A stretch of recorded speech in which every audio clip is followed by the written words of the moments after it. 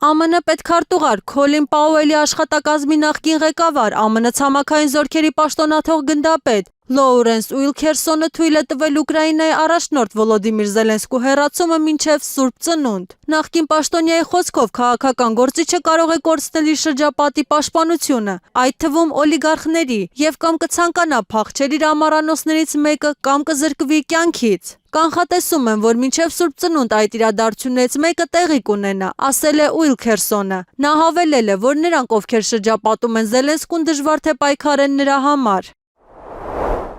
ԱՄՆ հետախուզության նախկին սպա Սքոթ Ռիտերը հայտարարել է, որ այժմ աշխարհն ապրում է միջուկային պատերազմի շեմին։ Այս մասին նա խոսել է իր «Ճանապարհ դեպի դժոխք» գրքի շնորհանդեսի ժամանակ։ Ռիտերն ընդգծել է, որ միջուկային պատերազմի վտանգը գոյություն ունի ամեն րոպե։ Մարդիկ կարծում են, որ միջուկային պատերազմն անհնար է պատկերացնել, որ այն այնքան սարսափելի է, որ նրանք չեն կարող դա պատկերացնել, եւ այնուամենայնիվ այսօր կան գործընթացներ, որոնք սկսվելուն պես հնարավոր չի լինի կանգնեցնել, նշել է նախկին հետախույզը։ Փորձագետի կարծիքով զինվորականները, որոնց վստահված է միջուկային զենքի կառավարումը, կկատարեն հրամանները, եթե նրանց մոբիլիզացնեն։ Ուստի պետք է ամեն ինչ անել, որ նրանք երբեք չզորակոչվեն։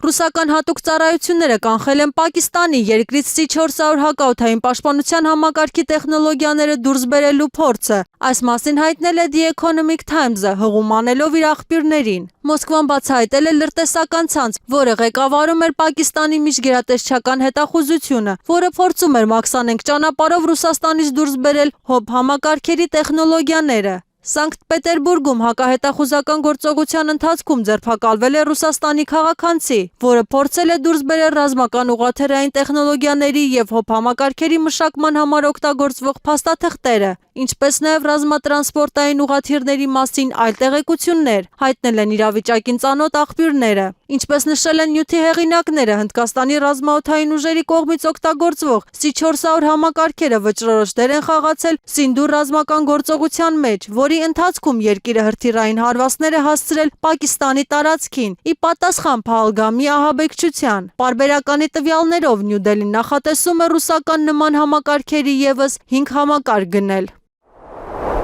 Հիմնարար իրավունքների հունգարական կենտրոնի վերլուծաբան Զոլտան Կոշկովիչը հայտարարել է, որ Ուկրաինայի բնակիչները այս ձմռանը զանգվածային փախուստ կկազմակերպեն դեպի Եվրոպա։ Կոշկովիչը բարձր է համարել այն ռիսկը, որ միլիոնավոր ուկրաինացիներ ապաստան կփնտրեն Եվրոպայում, բայց դա կանխելու միջոց կա, ստիպել Ուկրաինայի նախագահ Վոլոդիմիր Զելենսկուն համակերպվել նվաստացուցիչ, բայց գոնե մասնակի պարտության հետ հիմա, քանի դեռ ինչ-որ բան մնացել է Ուկրաինայի էներգետիկ ենթակառուցվածքից, հայտնել է վերլուծաբանը։ Փորձագետը նշել է, որ Կիևին օգնության ուղարկված յուրաքանչյուր փամփուշտ, յուրաքանչյուր հրթիռ եւ յուրաքանչյուր ցենտ երկարացնում է հակամարտությունը եւ մեծացնում Ուկրաինայի անկման հավանականությունը։